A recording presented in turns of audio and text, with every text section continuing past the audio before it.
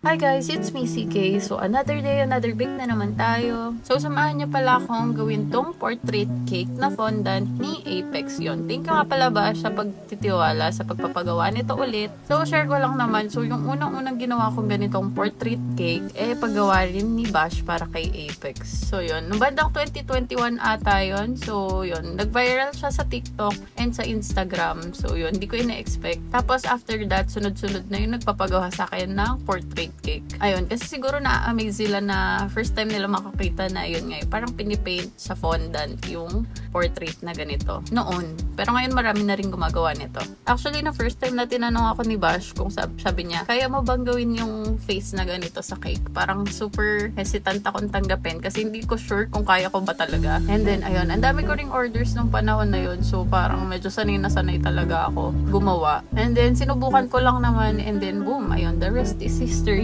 Pero syempre, hindi mawawala yung pagdadasal bago ko magsimula gumawa ng mga ganitong cake, lalo na yung mga komplikadong cake. Ayun, kasi kung wala talagang guidance ni Lord, feeling ko hindi ko magagawa lahat ng mga cakes na ginagawa ko. Syempre, yung patience na binibigay niya rin sa akin kasi minsan naiiyak na lang ako. Tapos magugulat na lang ako, nagawa ko na pala. Ayun, super blessed. Sobrang na-appreciate ko rin yung mga clients na nagbibigay sa akin ng mga challenging na cake designs. Na minsan kung iisipin ko, parang hindi ko naman kaya. Parang hindi ko alam kung paano gawin to, ganon. Pero magugulat na lang ako na, ayun, nagawa ko pala, kaya naman pala. So, yun. Pero promise, yung bago ka magsimula, magdasal ka talaga muna. Kasi with God's grace, wala talagang imposible. Minsan nga, napapaisip ako, grabe, nakaka 1,000 plus na cakes na pala ako. Never ko na-imagine sa buhay kung magiging baker ako. So, may mga struggles pa rin naman ako sa ngayon. Pero, you know, na-enjoy ko yung ginagawa ko and masaya talaga ako dito sa ginagawa ko kasi baking and then my art. Hello! Saya kaya?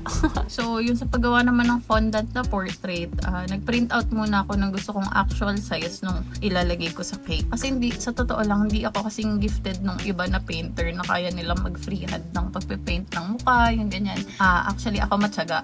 Matyaga lang. Siguro, ayun yung, siguro yun yung ability na meron ako.